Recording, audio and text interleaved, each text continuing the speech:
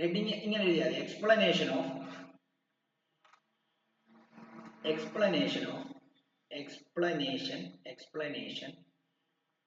Of line Spectra of hydrogen.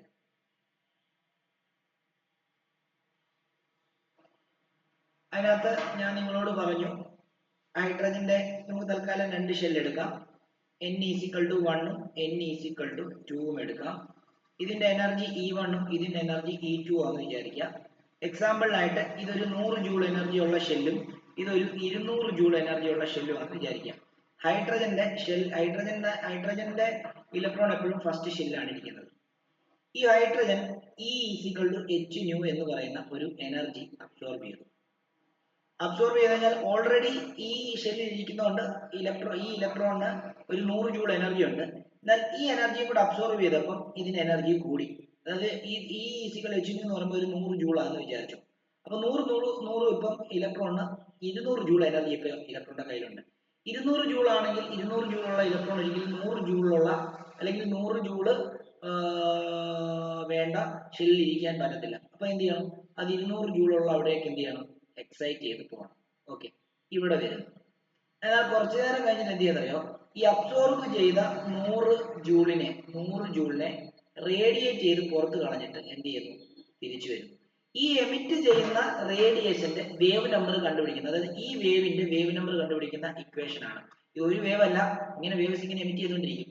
ആ emit ചെയ്യുന്ന വേവിന്റെ വേവ് നമ്പർ കണ്ടുപിടിക്കാനുള്ള ഇക്വേഷൻ ആയിരുന്നു നമ്മൾ നേരത്തെ തന്നത്.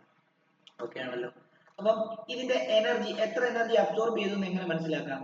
E2 - E1 ചെയ്താൽ പോരെ, ശരിയല്ലേ? E2ന്റെ എനർജി ലെവൽ 200 ആണെങ്കിൽ E1 100 ആണെങ്കിൽ E2 - E1 ചെയ്ത് കഴിഞ്ഞാൽ ആ ഇലക്ട്രോൺ എത്ര എനർജി അബ്സോർബ് ചെയ്തു എന്ന് കിട്ടും. ഇപ്പൊ നമ്മളെല്ലാം നമ്പർ നിങ്ങൾക്ക് മനസ്സിലാകാൻ വേണ്ടി നമ്പർ കൊടുത്താണ്. അപ്പൊ അല്ലെങ്കിൽ ജനറലി നമുക്ക് എങ്ങനെ തിങ്ക് ചെയ്യാം? അതായത് delta E change in energy, എത്ര എനർജി അബ്സോർബ് ചെയ്തു, അതാണ് delta E. E final minus E initial ചെയ്താൽ പോരെ. E final minus E initial ചെയ്താൽ പോരെ. ഇനിഷ്യൽ ഈ ഫൈനൽ എന്ന് പറയുമ്പോൾ ഫൈനലായിട്ട് ജമ്പ് ചെയ്ത, അതായത് ഇതാണ് ഫൈനൽ ഇതാണ് ഇനിഷ്യൽ. ഓക്കെ ആണല്ലോ. E2 ആണ് ഫൈനൽ, E1 ആണ് ഇനിഷ്യൽ. ഫൈനൽ ഇനിഷ്യൽ എന്ന് പറഞ്ഞായിരിക്കും പരീക്ഷ ക്വസ്റ്റ്യൻ ചോദിക്കുന്നത്. അതുകൊണ്ട് അതിലേക്കൊന്ന് കൺവേർട്ട് ചെയ്യണേ. അപ്പോൾ എപ്പോഴും ആലോചിച്ചോണം, എനർജി കണ്ടുപിടിക്കാനായിട്ട് ഒരു ഇക്വേഷൻ ഉണ്ട്. അതായത് ഫൈനൽ ഷെല്ലിന്റെ എനർജി കണ്ടുപിടിക്കാനായിട്ട് ഒരു ഇക്വേഷൻ ഉണ്ട്. Negative RH divided by n, അതായത് NF അതിന്റെ സ്ക്വയർ, അതായത് ഫൈനൽ ഷെല്ലിലെ n വാല്യൂയുടെ square minus RH divided by n initial അതിന്റെ സ്ക്വയർ, ഇനിഷ്യൽ ഷെല്ലിന്റെ n വാല്യൂയുടെ സ്ക്വയർ. ഓക്കെ, ഇത് സോൾവ് ചെയ്യുന്ന സമയത്ത് നമുക്ക് എന്താവും? ഈ മൈനസും ഈ പ്ലസും കൂടെ ചേർന്ന് പ്ലസ് ആവുന്നു. അങ്ങനെയാണെങ്കിൽ minus RH divided by NF square plus എന്താണ്? RH ഡിവൈഡഡ് ബൈ എന്താ? NI square.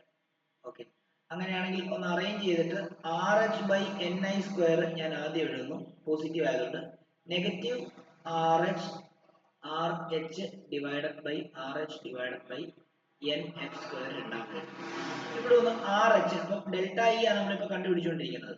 അപ്പൊ delta E is equal to ഇവിടെ നിന്ന് ഒരു RH കോമൺ എടുത്തു കഴിഞ്ഞാൽ ബാക്കി 1 by NI square minus 1 by NF square കിട്ടും.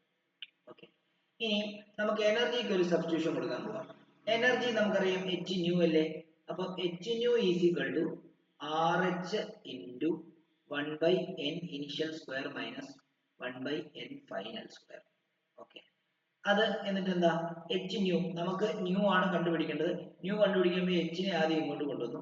അങ്ങനെയാണെങ്കിൽ nu is equal to RH divided by h into എന്താണ്? 1 by NI square minus 1 by NF square. Okay, ഇനി അടുത്തത് നമ്മൾ എന്താ പറയുക? ഈ RHന്റെ വാല്യൂ കോൺസ്റ്റന്റ് ആണ്, RH കോൺസ്റ്റന്റ് ആണ്, അതിനൊരു വാല്യൂ ഉണ്ട്. അപ്പൊ ന്യൂ ഈസ് ഈക്വൽ ടു അതിന്റെ വാല്യൂ 2.18 ഇൻറ്റു 10⁻⁻18 ആണ്. ഡിവൈഡ് ബൈ hന്റെ വാല്യൂ നമുക്കറിയാം 6.626 ഇൻറ്റു 10⁻⁻34 ആണ്. Into 1 by n initial square minus 1 by n final square. Okay, ഇനിയും നമുക്ക് എന്താണ് ഇത് സോൾവ് ചെയ്യുമ്പോഴാണ്, ഇത് നമ്മൾ സോൾവ് ചെയ്യുന്നു. ഇത് നമ്മൾ സോൾവ് ചെയ്യുന്നതിന് മുമ്പ് നമുക്ക് ഇതിപ്പോൾ ഫ്രീക്വൻസി ആണ്. നമുക്ക് എന്താണ് നേരത്തെ തന്നത് വേവ് നമ്പറിന്റെ ന്യൂ ബാറിന്റെ ഇക്വേഷൻ നമ്മൾ നേരത്തെ തന്നത്. അപ്പൊ ഇത് ന്യൂ ബാറിലോട്ട് കൺവേർട്ട് ചെയ്യണം. നമുക്ക് അതിനുവേണ്ടി frequency nu is equal to C by lambda എന്നാണ് നമ്മൾ കൊടുത്തിട്ടുള്ളത്. അപ്പൊ ഇതിന് പകരം സി ബൈ ലാംഡ എന്ന് കൊടുക്കുന്നു. C by lambda is equal to 2.18 into 10 raise to minus 18 divided by 6.626 into 10 raise to minus 34 into 1 by n1 square minus 1 by n അല്ല n1 അല്ല ni square minus 1 by n square. Okay, വീണ്ടും ഈ C കൂടെ താഴെ കൊണ്ടുവരുവാണ്.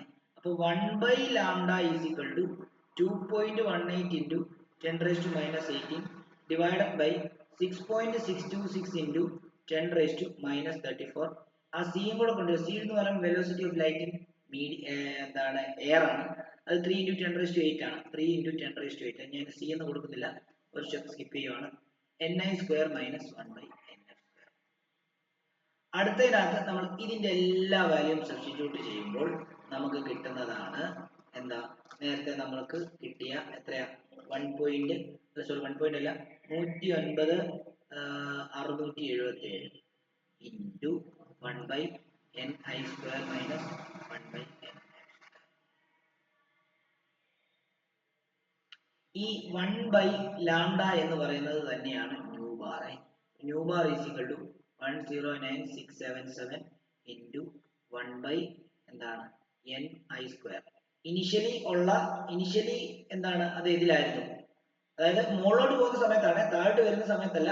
മുകളിലോട്ട് പോകുന്ന സമയത്ത് initially ഇതിനകത്തായിരുന്നു, ചെന്നത് ഇതിനകത്താണ്. ഓക്കെ, 1 ബൈ എന്താ നേരത്തെ കിട്ടിയ ഇക്വേഷന്റെ പ്രൂഫാണ് ഇത് എന്നുള്ളതാണ് നിങ്ങൾ മനസ്സിലാക്കുക. ചെറുതാക്കാം എവിടെ എഴുതണ്ടേന്നുള്ളത് നിങ്ങൾ നോക്കുക.